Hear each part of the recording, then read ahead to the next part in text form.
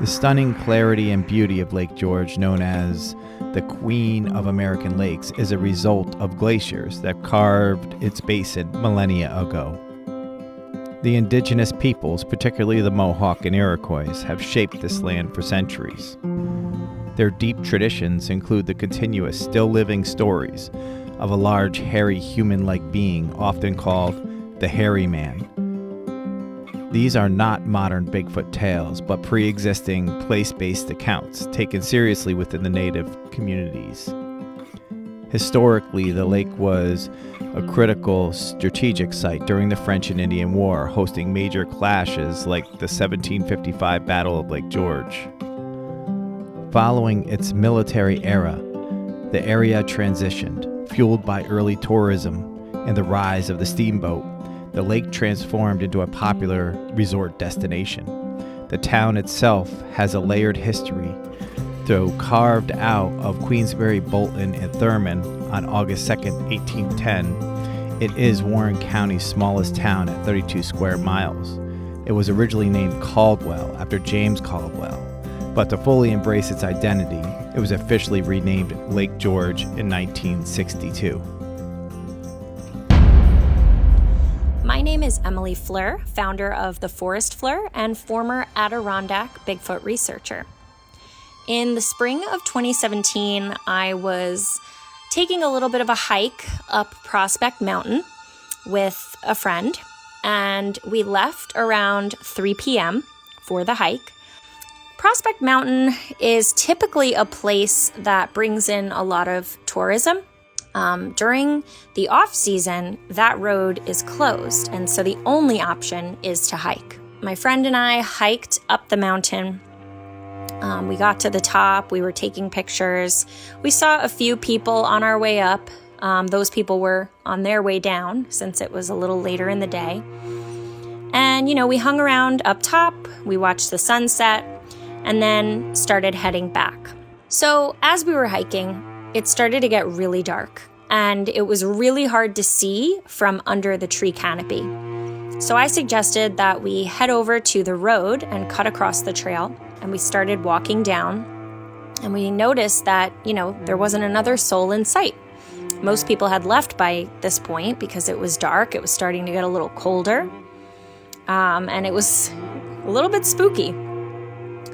But, being young and dumb, we weren't bothered. We were just having a great time. So I thought to myself, since no one else is around, this would be a great opportunity to do some Bigfoot calls. We're at the top of a mountain. There's no one else around. This would be the perfect time to practice, especially being that at that time, I was living just outside of New York City.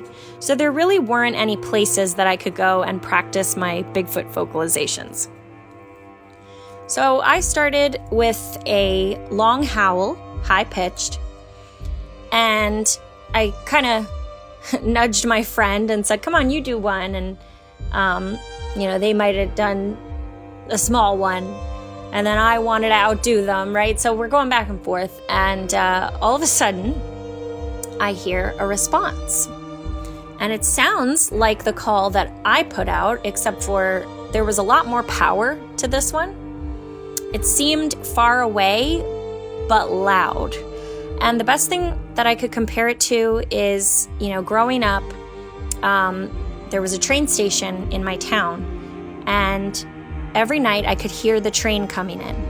And although the sound was far away, it was so powerful, and you could sort of hear that power even from across town. And so that's kind of how I would describe the Sasquatch call that I heard. So after I heard it, I called back, because at this point I thought, maybe it's another human, maybe it's a bird, maybe I'm just hearing things. And sure enough, after I called back, it answered. And this went on for a few minutes where I kept calling and it would answer in the same high-pitched woo type of call. But as I went back and forth with this mystery source, I started to notice that the sound was getting a lot closer. And that was starting to creep me out a little bit. And the last call that came from this source was pretty close. So that's when I stopped.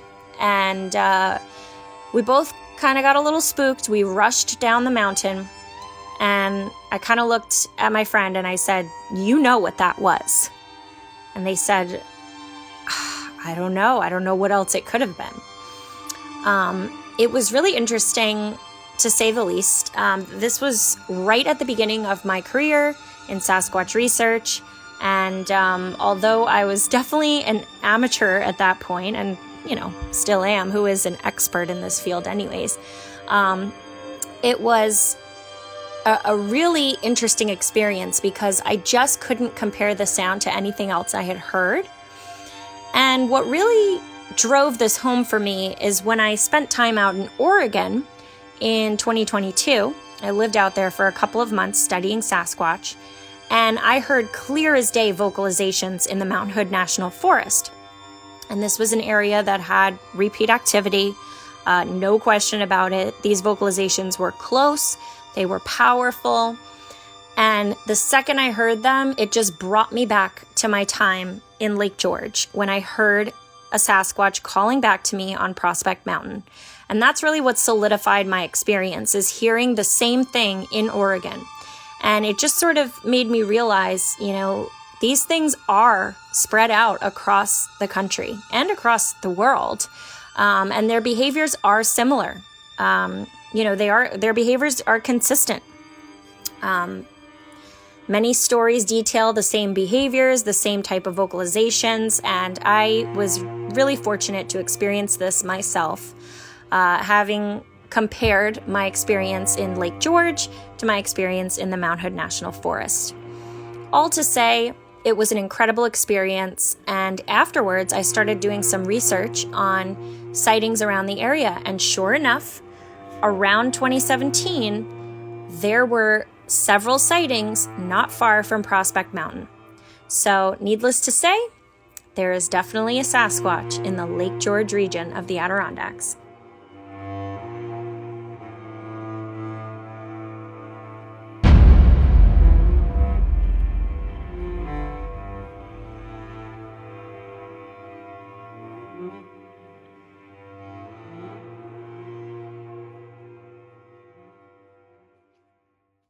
Lake George, we're in the forest, we're hiking up a mountain. I don't want to disclose the exact location, but it's a good one. So I just want to show you, give you a little bit of a look around. Looking around here, standing dead wood, branches that have fallen into the ground.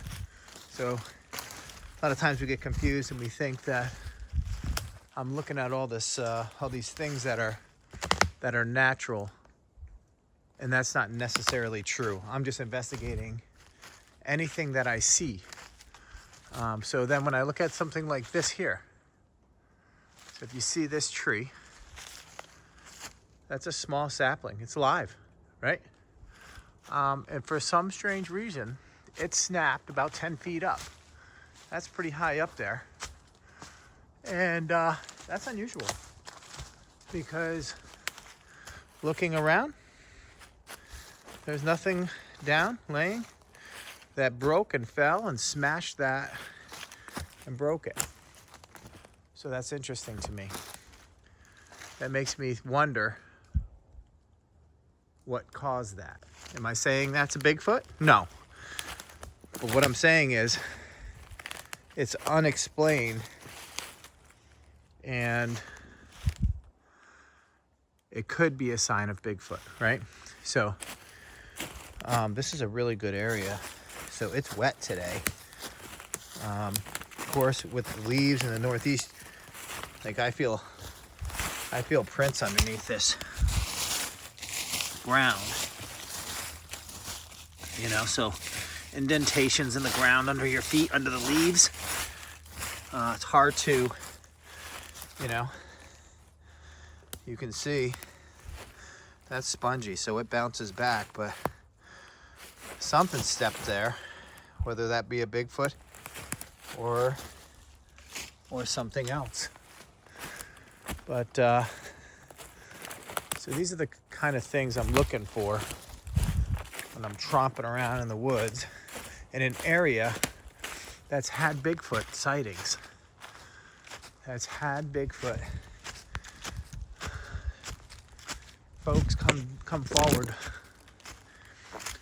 with Bigfoot encounters, experiences, that kind of thing.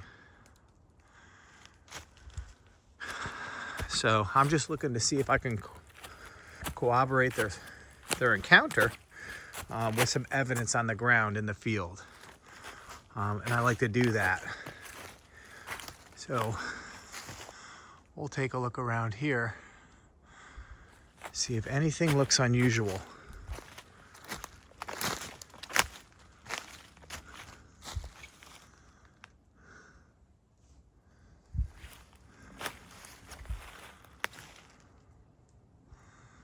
Another one, 10 foot.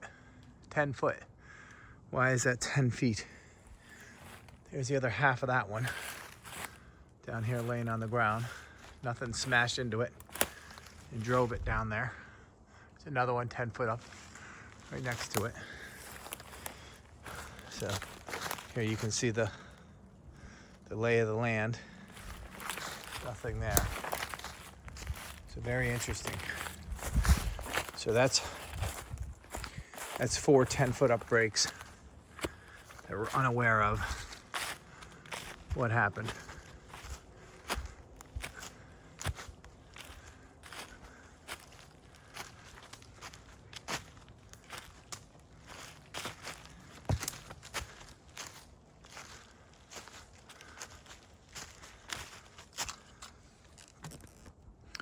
So it's always interesting to get out in the woods, get out in the forest.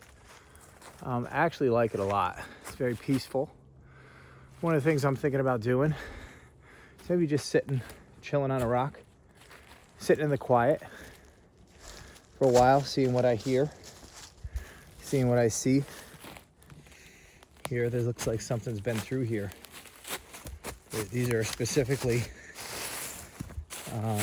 laid down. Something's come through here, walked through here, stepped through here. I don't know if it's a deer. Smaller prints, so probably. But something has. That's always interesting. You want to read the area,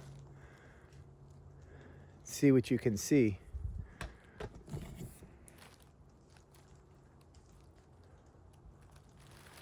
Tell you it's quiet here today. I didn't see any trucks, so I don't believe there's any hunters out here today. It's possible. I'm not sure. I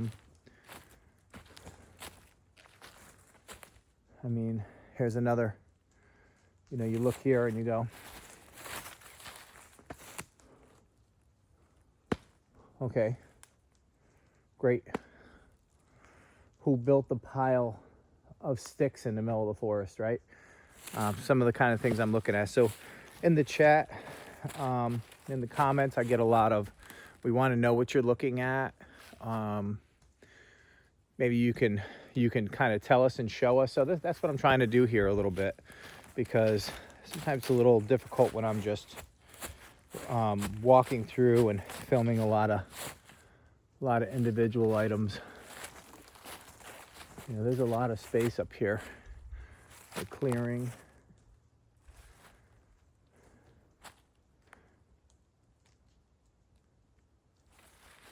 Okay, head back towards the. Very interested in this though. In a section of tall pines, right? So if something was sitting here, looking out, you wouldn't know. He'd be hidden. He'd be hidden in the trees, in the tree lines. There's a boulder. I always like to look at them. I found some with some markings. What I really like to find is some real evidence, right? So it's good to find tree structures. You heard in the Fort Ann video, I had the experts chime in, and they were excited to tell me about the tree structures and formations, these things that I'm finding, these anomalies, right? That's good. That's good and all, John, but we need to find some hard evidence. So what would hard evidence look like? It would look more like a print, an actual picture, film of a Bigfoot. It would look like hair, a hair sample. I don't know if you've seen the FBI files that were just released. Very interesting. A long-term piece of evidence known to have come from a Bigfoot since the 70s. They held on to these files for 50 years and just released them, saying it's come back in the deer family. Okay, all right. Took you 50 years to blow it off that it's deer. I mean, you've had the test results for a really long time. So interesting. This is a really interesting little area here too. Take a look around.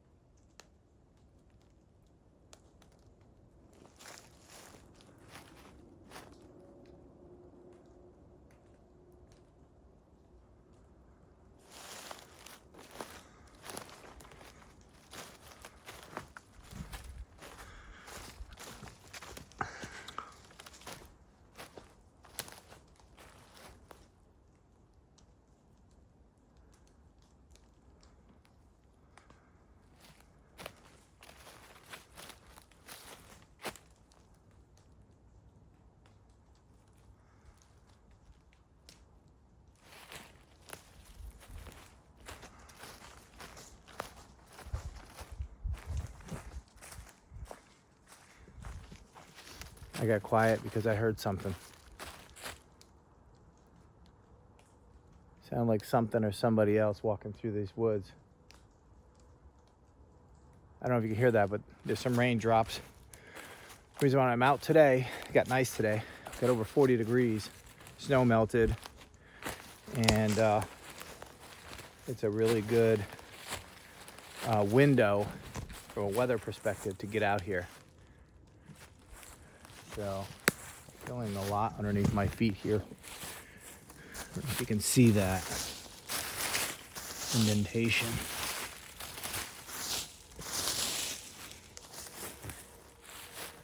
Not sure.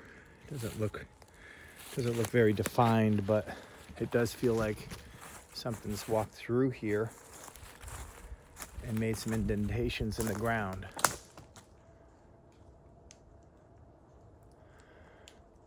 Interesting. So we'll continue to look around. Keep your eyes peeled and your ears peeled. We'll see what we find.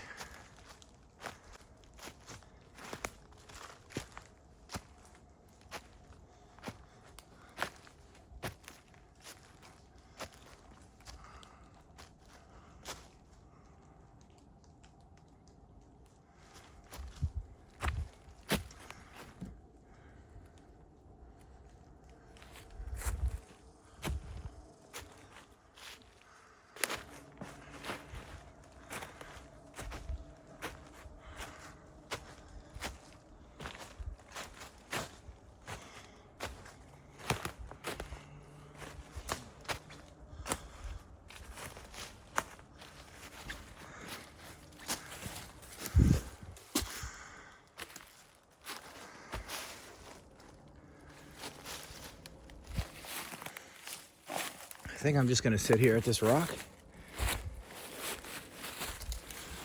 and just hang out, listen, and watch for a little bit. See what we may hear or see in this particular area.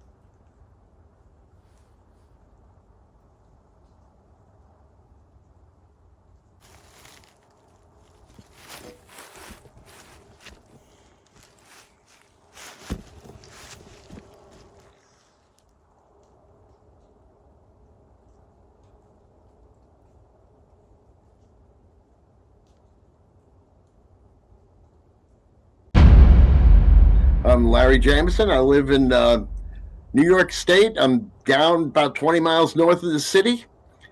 I ride motorcycle a lot, and in September I decided to go for a ride. I ended up in Vermont, riding down through, and I ended up in Lake George, which is Great. a big motorcycle town, and it's one of my favorites. You know, I've been going there since I was a child. And I'm up in Lake George. I've already done the House of Wax, the Frankenstein Museum. You know, Nice. I've done all the local sites, Yeah. things to do in Lake George, and I decided I'm going to take a try at hiking. So what I did is I went like 2 blocks north of the Lobster Pot. Okay. I made a left turn. Yep. I went all the way up into the hills to the end, as far as I could go on my bike. Okay. I parked it, and I decided to go for a hike. And it was a beautiful day. It was in September. It was still warm. And I'm hiking around off path, you know, and the birds were singing in the trees, and I could see squirrels all over the place. And then all of a sudden, out of the blue, I heard 3 knocks. And I stopped. And I'm looking around, and I'm trying to track where it came from. And I had a basic direction, and I'm looking, but I'm standing there, and I didn't see anything. Yeah. And a minute or two later, I heard 3 more knocks, but these were different. They were much more aggressive. It had sounded like something had picked up a log and slammed it against a tree 3 times. Way more aggressive. And I was standing there. And I wasn't looking for a Bigfoot encounter. I wasn't looking for any type of paranormal, and I wasn't expecting it, or nor was I ready for it. And I stood there, and I said to myself, I should not be here. And I turned around and turned tail. Now, do I have any scientific evidence that this might have been a Sasquatch? No. But let me tell you something. Early spring, I'm walking out in my backyard out to my car, and it was a warm day, and I had got a gigantic sycamore tree in my backyard. It was filled with birds, all chattering. I mean, tons of them. Yeah. And I got something out of my car. I'm walking back, and then all of a sudden, the birds stopped chattering. And I turned around and I look at the tree, and I could see them all sitting there because the leaves hadn't even bloomed yet. Yeah. And I'm like, what the hell happened? And then I looked, and there was a bald eagle sitting in a branch in a tree very nearby. So they sensed a predator, and they all shut up. And that's exactly what happened after the second set of knocks. Everything went quiet. There was no more birds. I couldn't see any more squirrels. The air was really still. Wow. And I got that feeling like I was being watched. Yeah. Like I said, it could have been, this is why I don't think it was somebody messing with me. Because if I was to take like a tree knocker that I see at every Crypticon and slam against a tree, the birds wouldn't give a crap, and they keep going about what they're doing. That's you know, and the squirrels might look, but they keep foraging. Yeah. Everything stopped. And the air got really, I'm not going to say humid, but it got really still. Yeah. You know, and I had that overwhelming feeling like I'm being watched. Yeah. Yeah. You know, and I got out of there. Yeah. Because I wasn't prepared. I wasn't looking for a Sasquatch encounter. You know, I couldn't quite get a direction. I got a basic direction of where the sound was coming from, but I couldn't see anything. And there was a big difference between the first set of knocks and the second set of knocks. Right, right. You know, because the first set, you know, was just a... And then the second set sounded like something 3 times the size was hitting against the tree. You know, it had that hollow, resonating, you know, not hollow. It was definitely something solid going against a tree, but it was just larger, and the way it resonated was completely different from the first set. So the first set was just to get my attention. The second set, I believe, was to tell me to get the hell out of there. Yeah, Barry. Well, it's been a pleasure. I appreciate you, and keep in touch. Definitely. Take care of yourself. All right, you too. Bye.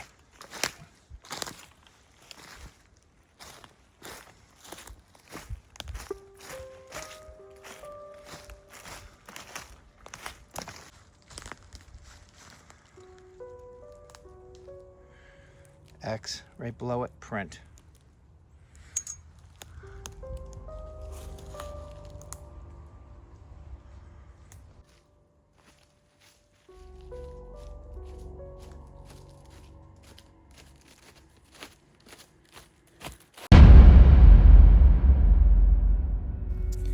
Hey, John. I heard you're doing an investigation in Lake George. I came across a documented sighting and encounter on the BFFRO from years ago. Basically, it was written by a woman who was hiking at a trail with her husband. They didn't really keep track of time well. They didn't bring a flashlight. He had a habit of walking ahead of her. So when she caught up to him, she held onto his arm so they could be together. The sun was starting to set, and then they heard something pacing them off the trail into the woods. It was bipedal and it was heavy. When they stopped, it stopped. When they walked, it walked. Finally, they left the trail and went home. And she didn't think too much about it until she came across some other sightings later in the 80s, where some kids who were mountain biking had the same thing happen to them, and it wasn't far from the trail her husband was walking on at the time and her. I got thinking, more than roadside crossings, even more common, or at least equally as common, are sightings, or audio sightings if you could, of people hearing something parallel them while they're hiking. It always mimics their steps to a T. It stops when they stop, it walks when they walk, and in some cases, if they pick up the pace, it picks up the pace. And it's always a few feet off into the woods where they can't see it. They get to the end of the trail, and it stops. And a lot of people don't even know it may be Sasquatch until they put the pieces together later on. I thought that was interesting. I hope it helps.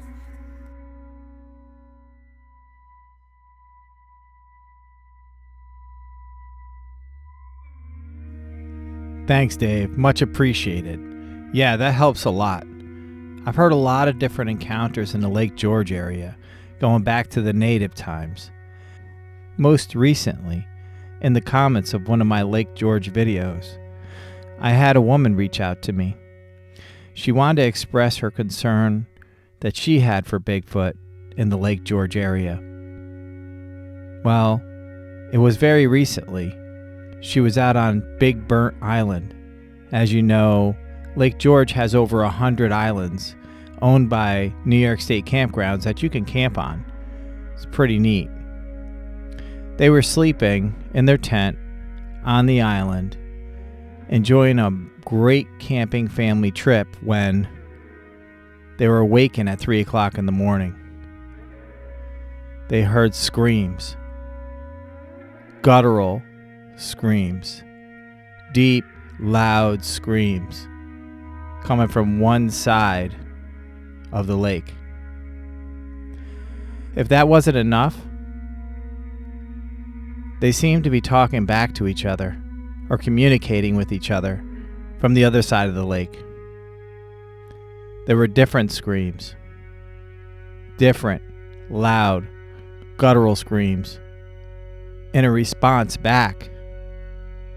She said that went on all night long, and it freaked her out to the point where she's not camping on those islands anymore. It's interesting things like this that come up that really make you think. Well, it puts me on my back foot, and it makes me think, not just think, but know that there's more out there than we understand, more than we can believe. Some folks have a hard time, but not for me. The hairy man is real. He's out there, and he's in the Lake George area.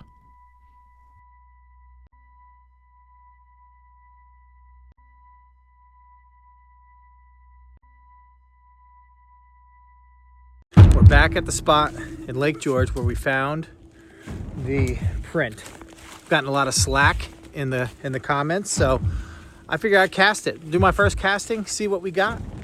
So we're back. See, there's the X. Look at the snow. It's a new day, and we're right down here. I'm gonna have to clean that up a bit, but I got plaster bag water, so we'll mix up some plaster. We'll get it set. I wanted to show you something though. On my way in here,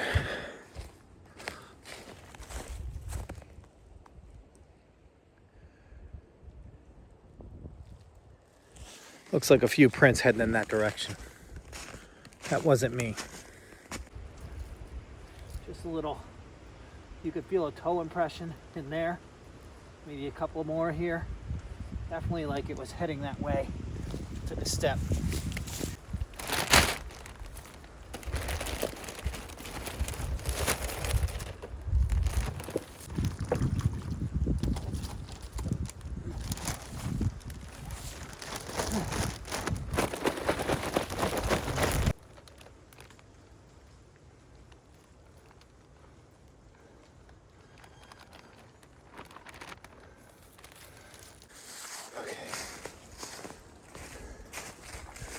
Get a little freaked out here. Number one, I'm in the side of a mountain by myself in the woods. Number two, I found some scat.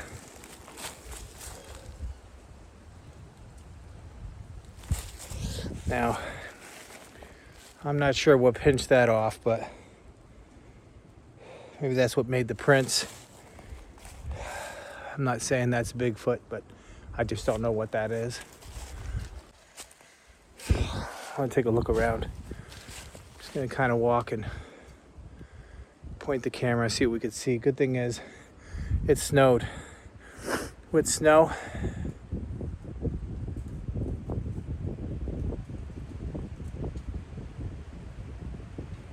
it's easy to find prints and humans, I guess, because I'm hearing some noise out here today.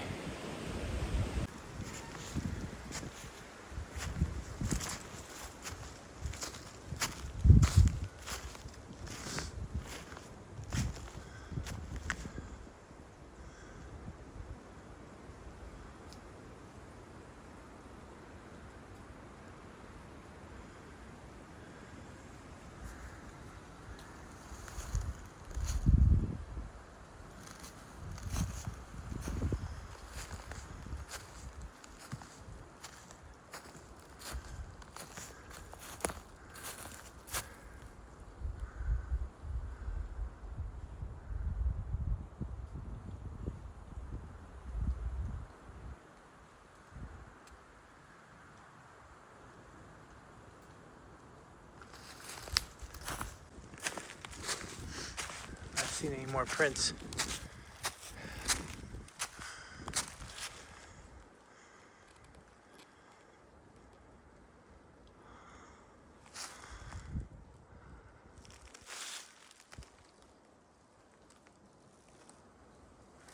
I don't know if you can hear that, but I just heard a thud in the distance.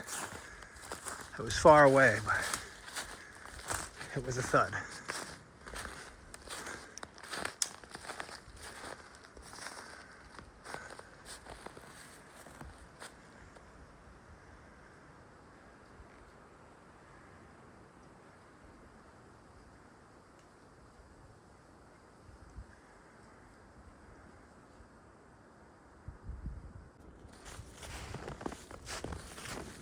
See, here's my prints. Here's what my prints look like in this town.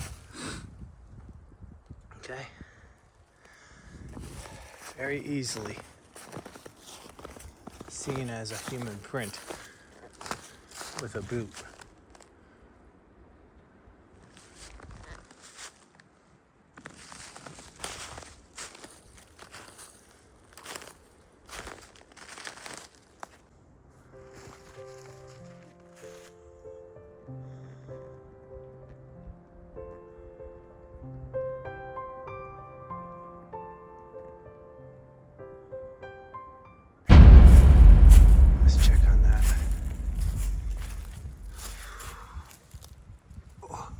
Super wet. It's not really drying. I'm gonna have to come back.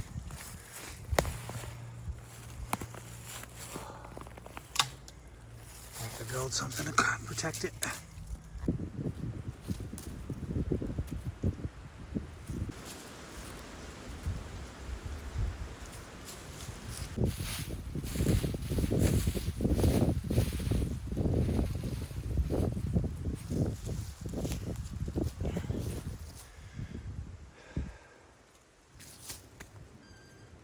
Okay, so it's still super wet. It's been sitting there about 25 minutes.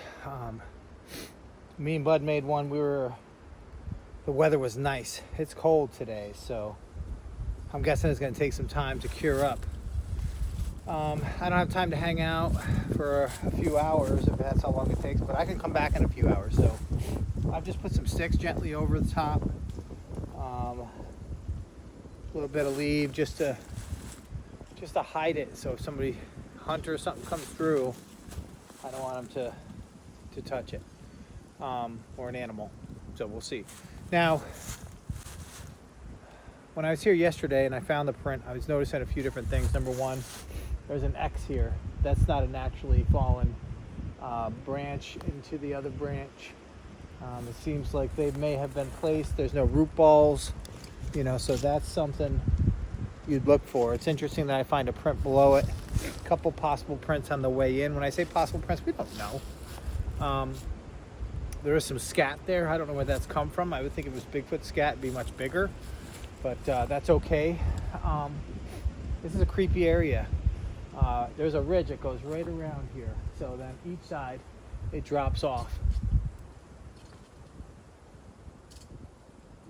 I'm hearing all kinds of stuff out here. You can hear the squirrels in some spots. I hear branches breaking, heading my way, coming from this way. Super interesting. Got me freaked out. Super quiet that way. A lot of different things. There's broken branches 6 to 8 feet up. That's something I always see that piques my interest. We don't know if things like this are Bigfoot or not. But there's a possible nesting area. I don't know what could be nesting up there.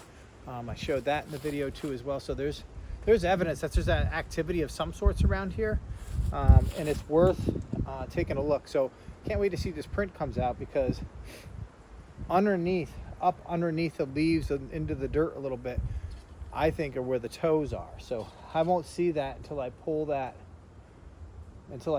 plaster out of there and see if there's toe in there or not. So we'll see when we pull it, but should be interesting. So Lake George is looking very promising. Very mountainous area, especially in the off season. It's prime time, Bigfoot time.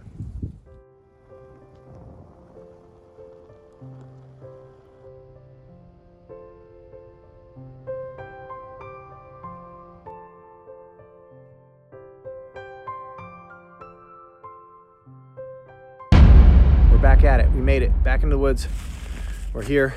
We made it. We found the X, and we found our location of where I casted the print, and then I buried it, covered it with sticks and leaves to protect it from the snow. And boy, that was a good idea, because we got some snow. Let's dig it up. Let's see what we got.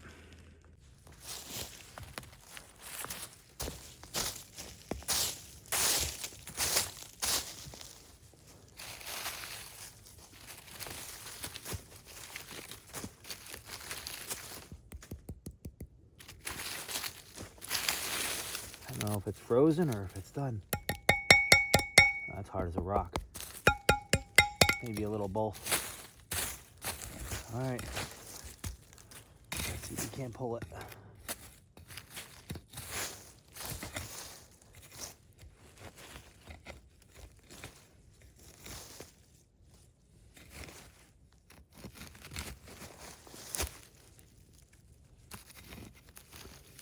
This was in. Possible toes. I don't want to ruin it.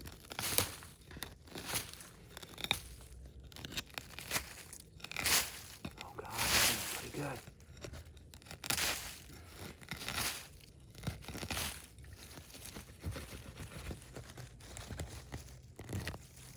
There we go.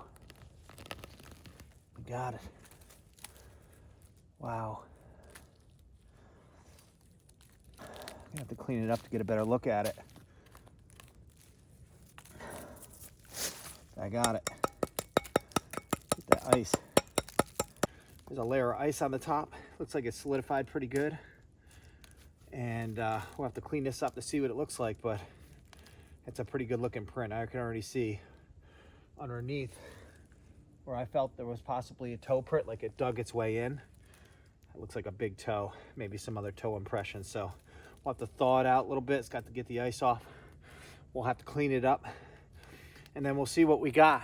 But I think we got a great looking print. This is huge. This is really big. Lake George, you got a problem.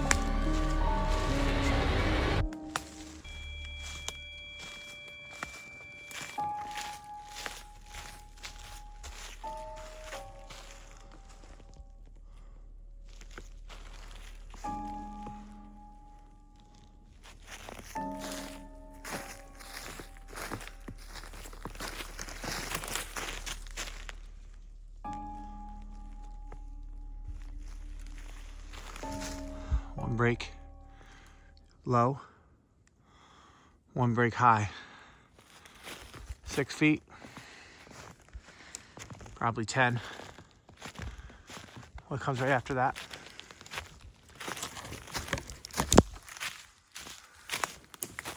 The X and the prints.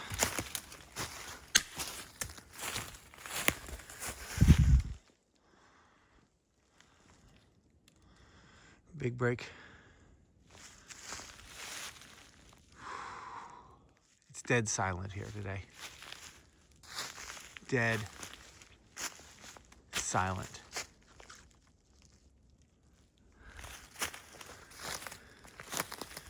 Something's been through here.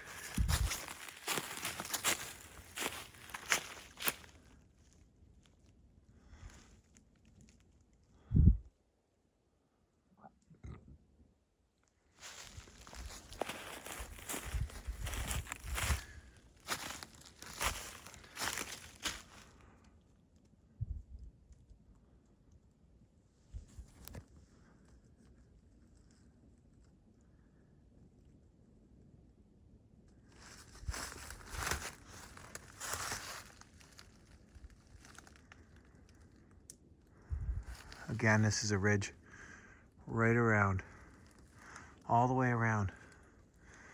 So if there's something watching, they're watching at the top of this ridge, looking down on us. What a great vantage point. Up there is where I found possible nest. We'll go take a look at that. I'm just scanning the area to see if anything stand out.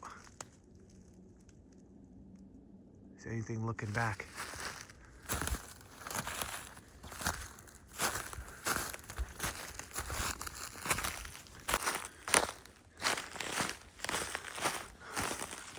The silence.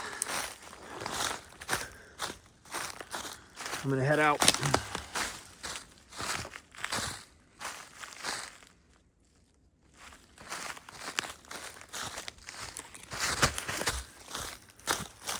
Look at that. What the hell is that? Could be a big print.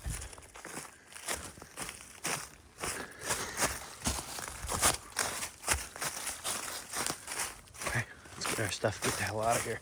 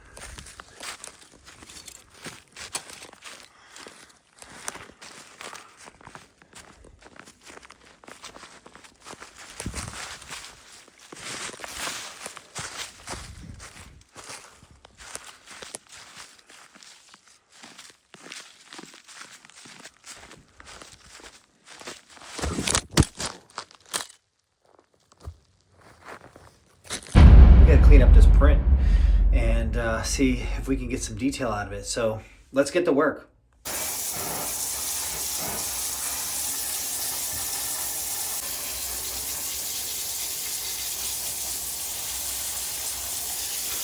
Here's the Lake George Bigfoot casting.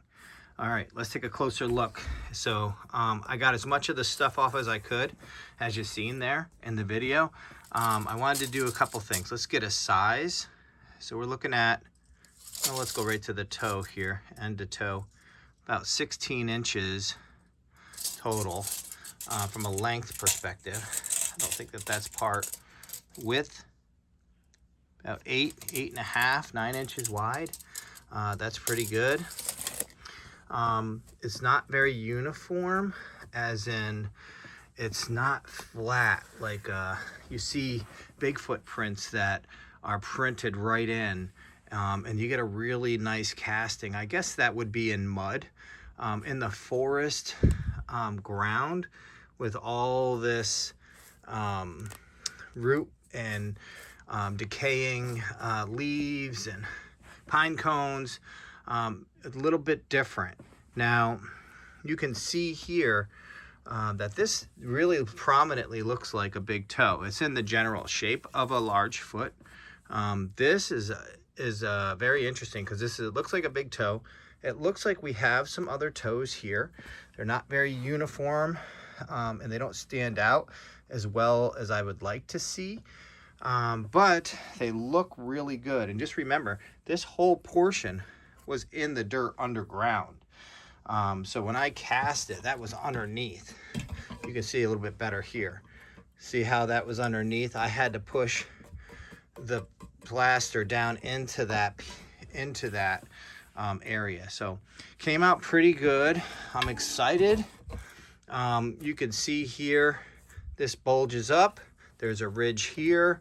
And this could absolutely be the first Lake George Bigfoot cast taken.